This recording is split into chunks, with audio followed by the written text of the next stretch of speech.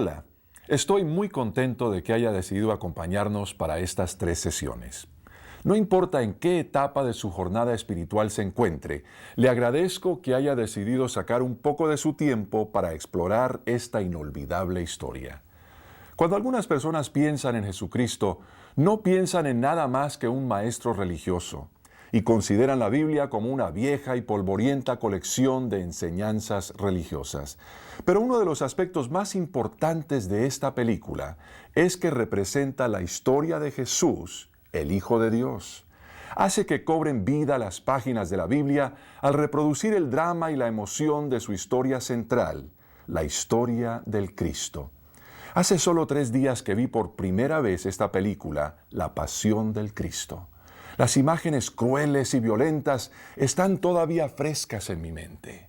Pero lo inolvidable de la historia no son solo las imágenes vívidas que deja grabadas en nuestra mente, sino también las preguntas que suscitan. ¿Por qué tuvo que morir Jesús?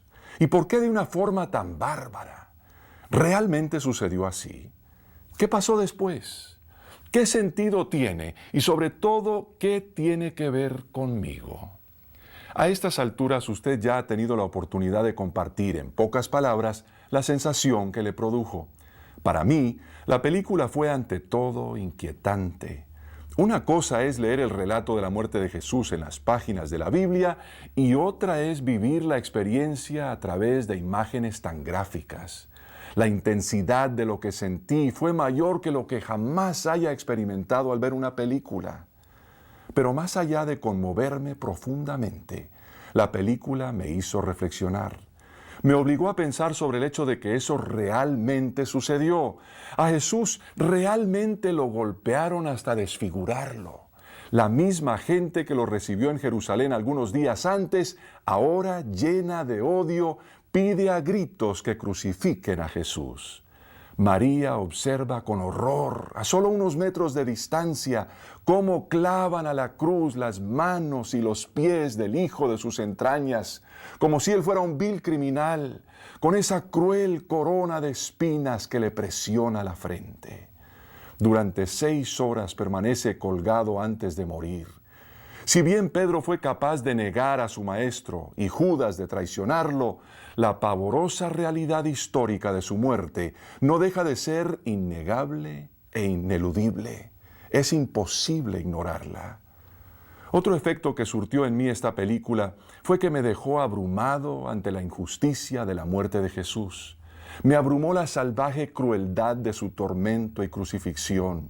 Sentí como nunca todo el peso de la oración de Jesús. Padre, perdónalos porque no saben lo que hacen. Pero más que nada me dejó pasmado el amor que mostró Jesús. La Biblia dice que toda la historia representada en esta película fue motivada por el amor que Dios nos tiene a cada uno de nosotros. Me quedo pasmado al pensar, ¿cómo pudo alguien sufrir todo ese martirio por mí?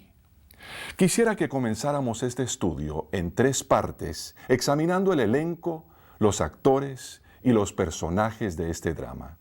Son personas singulares, complicadas y extraordinarias. Su encuentro con Jesús no sucedió en un vacío. Su rol en esta historia de la pasión del Cristo fue trascendental para cada uno de ellos. Si los observamos de cerca, los veremos a ellos, eso sí, pero también nos veremos a nosotros mismos. Esta película es, por encima de todo, un encuentro cara a cara con la persona de Jesucristo. Todos los que intervienen en la trama de este drama me intrigan. Durante esta sesión, quisiera presentarle un cuadro más completo de algunos de los protagonistas de esta conmovedora historia. En estas personas observamos diversas reacciones a Jesús. Tal vez usted se identifique con alguna de ellas. En primer lugar, es importante comprender que bajo el reinado del César, el Imperio Romano gobernaba todo el mundo conocido. Sin embargo, dentro del imperio había regiones y grupos de personas que se esforzaban por mantener sus costumbres, sus tradiciones y su identidad. Los judíos eran uno de esos grupos. Parte fundamental de la rica tradición judía era su fe religiosa. El hombre más responsable de ser el guardián de la ley y la enseñanza de la fe judía era el sumo sacerdote. Lo conocimos en la película como Caifás. Caifás era el sumo sacerdote de los judíos en la región de Tiberíades.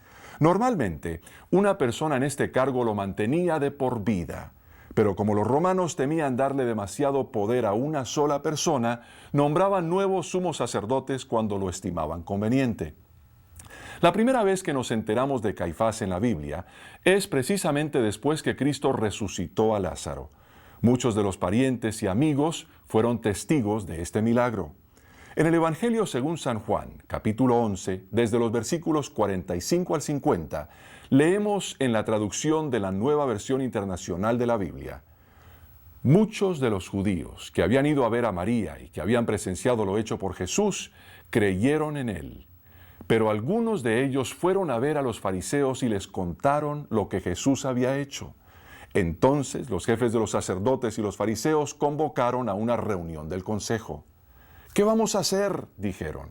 Este hombre está haciendo muchas señales milagrosas. Si lo dejamos seguir así, todos van a creer en él y vendrán los romanos y acabarán con nuestro lugar sagrado e incluso con nuestra nación. Uno de ellos, llamado Caifás, que ese año era el sumo sacerdote, les dijo: ustedes no saben nada en absoluto. No entienden que les conviene más que muera un solo hombre por el pueblo y no que perezca toda la nación. Este pasaje es extraordinario. Los líderes religiosos nunca negaron que Jesús había hecho señales milagrosas, pero les preocupaba que si la gente continuaba siguiéndolo, podría haber una insurrección, y si esto sucedía, perderían aceptación y el ejército romano tomaría medidas drásticas contra ellos. A la hora de la verdad, es Caifás quien advierte en tantas palabras: no podemos permitir que un solo hombre desintegre a una nación entera. Más vale que este hombre muera para que podamos seguir contando con el apoyo de Roma. Y la Biblia dice que desde ese día convinieron en quitarle la vida a Jesús. Si leemos más adelante en el Evangelio según San Mateo, capítulo 26, vemos que dice que un día se reunieron los jefes de los sacerdotes y otros dirigentes del pueblo en el palacio de Caifás para resolver cómo arrestar a Jesús y matarlo. El tiempo de la Pascua se acercaba y temían que si lo arrestaban durante la Pascua, el pueblo podría amotinarse. Es que la Pascua era una de las fiestas más importantes para los judíos. La ciudad de Jerusalén se llenaba de judíos que iban a ella en peregrinación todos los años para esta gran celebración. Por eso los dirigentes judíos preferían esperar a que terminara la fiesta antes de deshacerse discretamente de este alborotador religioso. Pero decidieron no esperar, sino aprovechar la oportunidad de prender a Jesús, que se presentó a raíz del trato que hicieron con Judas el traidor. Caifás dio la orden de arrestar a Jesús, y el beso de Judas en el huerto de Getsemaní marcó el principio del fin. Llevaron a Jesús ante Caifás, conscientes de que necesitaban una base legal sobre la cual condenarlo a muerte. La Biblia dice que consiguieron testigos en contra de Jesús. Muchos falsos testigos se presentaron, pero sus declaraciones no concordaban. Y por si eso fuera poco, carecían de evidencia que corroborara su versión. Por fin Caifás, impaciente y exasperado, le dijo a Jesús: te ordeno en el nombre del Dios viviente que nos digas si eres el Cristo, el Hijo de Dios. Y Jesús finalmente respondió: tú lo has dicho. Con esas palabras, Jesús se condenó. Había blasfemado, ya que afirmaba ser el Mesías. Debía ser condenado a muerte. Caifás comprendió claramente que Jesús afirmaba ser Dios. Sin embargo, eso no le permitía ejecutarlo como a un criminal. Solo el gobierno romano podía hacerlo. Detengámonos unos momentos para hacernos algunas preguntas sobre lo que ha sucedido hasta ahora. ¿Por qué les caía tan mal Jesús a estos líderes religiosos? ¿Por qué fabricaron falsos cargos contra él y tramaron cómo matarlo? Lo cierto es que en Jesús se habían cumplido las profecías del Antiguo Testamento acerca del Mesías que había de venir y que él había hecho muchos milagros. Pero ellos esperaban a un Mesías muy diferente. Habían cifrado todas sus esperanzas en un dirigente político que vendría a liberarlos y a establecer un nuevo reino. Así que cuando Jesús vino y defraudó sus expectativas del Mesías, concluyeron que no venía de Dios. Pero esa conclusión a la que llegaron no se basaba en ninguna evidencia. Jesús llevó una vida perfecta e hizo un milagro tras otro. Con todo, Él no cabía dentro del marco religioso que ellos habían creado. No cabía dentro de ninguno de sus esquemas religiosos. No era lo que buscaban, así que lo rechazaron. Yo no sé lo que usted busca en su vida espiritual, pero le pido que considere a Jesucristo de una manera imparcial y objetiva. Volviendo a la historia de la pasión, ya que los dirigentes judíos no tenían el poder para ejecutar a nadie, se vieron obligados a llevar a Jesús a comparecer ante las autoridades romanas. De ahí que lo llevaran al gobernador romano Poncio Pilato. El gobernador vivía en Cesarea, pero consideraba prudente pasar las fiestas judías en Jerusalén. Durante tales fiestas, la ciudad estaba atestada de gente y eso contribuía a que se percibiera como una situación inestable. Así que el gobernador juzgaba necesario estar presente en caso de un motín. Cuando estos líderes religiosos llevan a Jesús ante Pilato, no debe extrañarnos el tono de irritación en su voz al preguntarles: ¿de qué delito acusan a este hombre? Y de seguro también es evidente el resentimiento que sienten los líderes judíos en el Evangelio según San Juan, capítulo 18, versículo 30, al contestar: si no fuera un malhechor, no te lo habríamos entregado. Como pudimos ver en la película, no había ninguna simpatía entre Pilato y estos líderes religiosos. Pilato los consideraba un gran irritante al que le tocaba tolerar junto con sus leyes religiosas. Los judíos a su vez despreciaban a Pilato por ser un gentil y por ejercer poder sobre ellos. Cuando se cercioró de que los judíos querían que Jesús fuera ejecutado, Pilato volvió a entrar en el palacio y se dirigió al acusado. En el capítulo 18 del Evangelio según San Juan, tenemos el siguiente diálogo entre Jesús y Pilato. «Así que eres rey», le dijo Pilato. «Eres tú quien dice que soy rey. Yo para esto nací y para esto vine al mundo, para dar testimonio de la verdad. Todo el que está de parte de la verdad escucha mi voz». «¿Y qué es la verdad?», preguntó Pilato. Jesús afirmó que era en realidad un rey, pero no un rey político, pues dijo que su reino no era de este mundo. Él vino al mundo para dar testimonio de la verdad, y los que están de parte de la verdad reconocen que lo que dice es verdad. Unos pocos capítulos antes, el 14, en el versículo 6, Jesús dijo enfáticamente: «Yo soy el camino, la verdad y la vida. Nadie llega al Padre sino por mí». Esa sí que es una declaración atrevida y arrogante, a menos, desde luego, que sea verdad. Esto, sin lugar a dudas, incomoda a algunos, pero es importante que quede bien claro que Jesús afirmó que es Dios y que es el único camino al cielo. ¿Cómo respondió Pilato entonces a semejante declaración? Con una de las preguntas que se ha hecho el hombre en todas las épocas de la historia: ¿y qué es la verdad? Podríamos llamar a Pilato un buscador.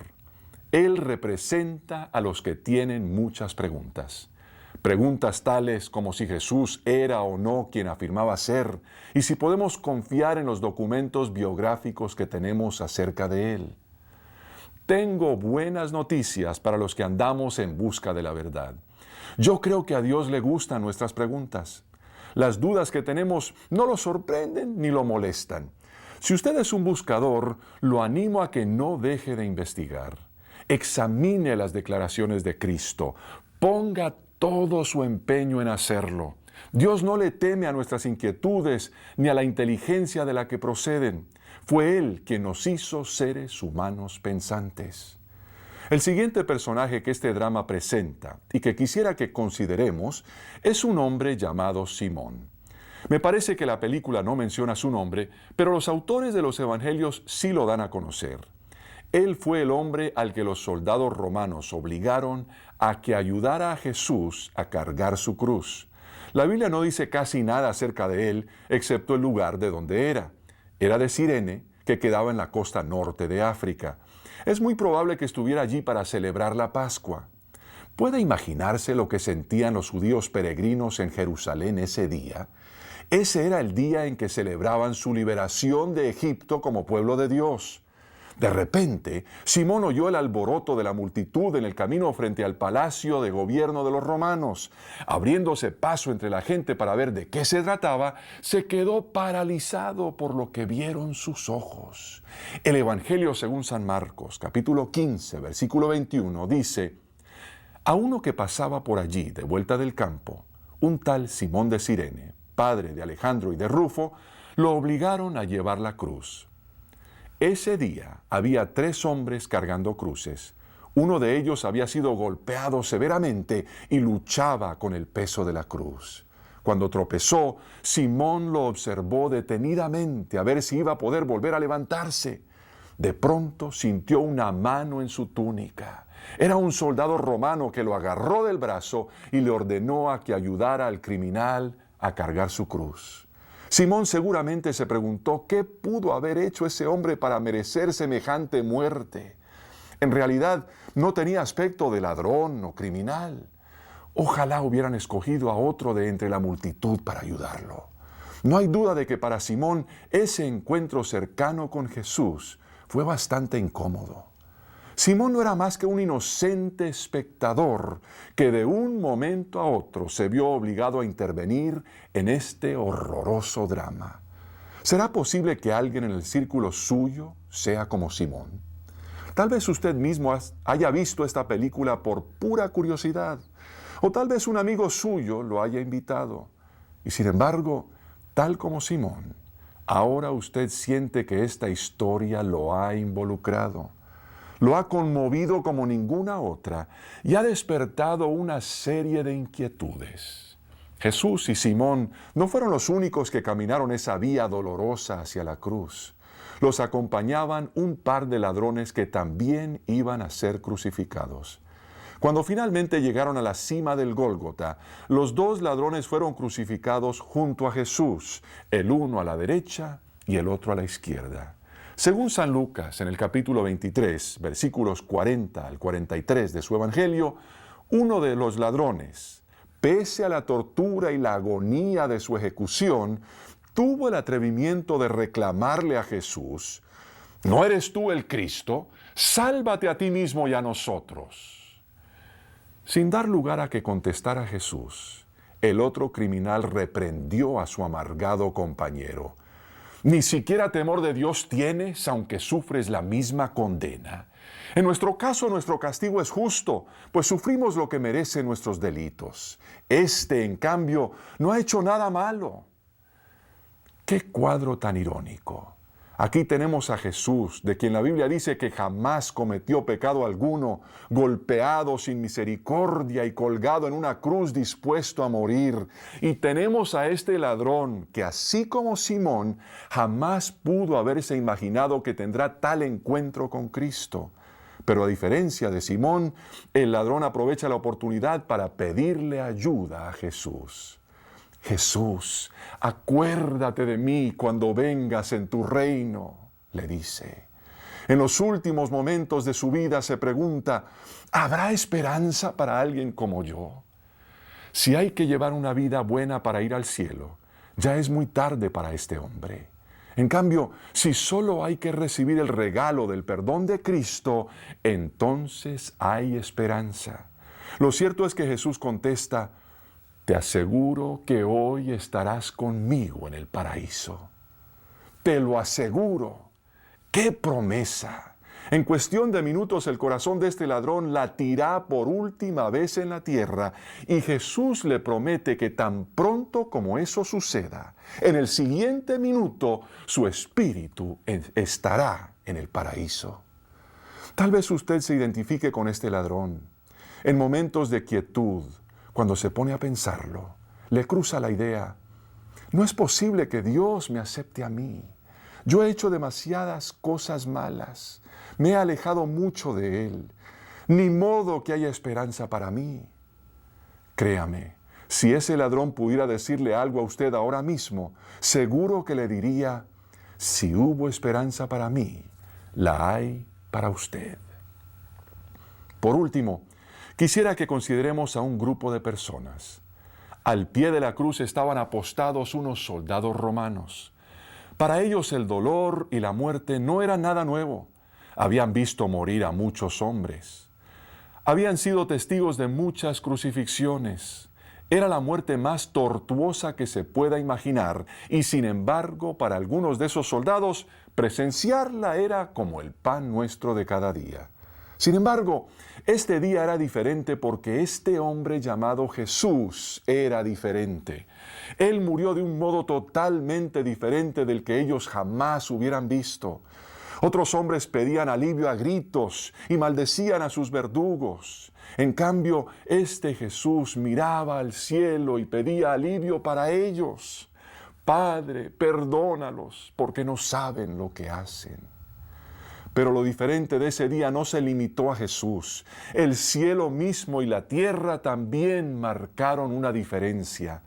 La Biblia dice que en el momento preciso en que Jesús encomendó su espíritu al Padre y expiró, la tierra tembló y se partieron las rocas. Con razón, cuando el centurión romano y los que con él estaban custodiando a Jesús vieron el terremoto y todo lo que había sucedido, quedaron aterrados. Estos soldados avesados, que normalmente no le tenían miedo a nada, estaban aterrorizados. Esta muerte era radicalmente diferente de lo que habían experimentado en toda su carrera militar. Sentían que en lugar de mantenerse en posición firme, debieran postrarse rostro en tierra. Tal vez usted se identifique con esta parte del relato. No ha sentido un terremoto en lo físico, pero sí ha sentido lo que la Biblia llama el temor de Dios. Es una experiencia que produce temor y temblor, no por fuera, sino por dentro. De ahí que usted se pregunte, ¿a qué viene todo esto? No sé a qué conclusión llegará usted, pero sí sé lo que concluyeron los soldados romanos. No pudieron menos que exclamar, verdaderamente, este era el Hijo de Dios. Así como intervinieron en esta historia Caifás, Pilato, Simón, el ladrón y los soldados romanos, también intervenimos nosotros. No se trata de sucesos y personas que se juntan por casualidad. Todos formamos parte del reparto en el gran plan de Dios. En la próxima sesión trataremos más a fondo la razón de ser de esta historia. La Biblia tiene mucho que decirnos al respecto. Gracias por acompañarnos en este estudio. Espero que usted regrese para la segunda sesión. Tenga una semana productiva.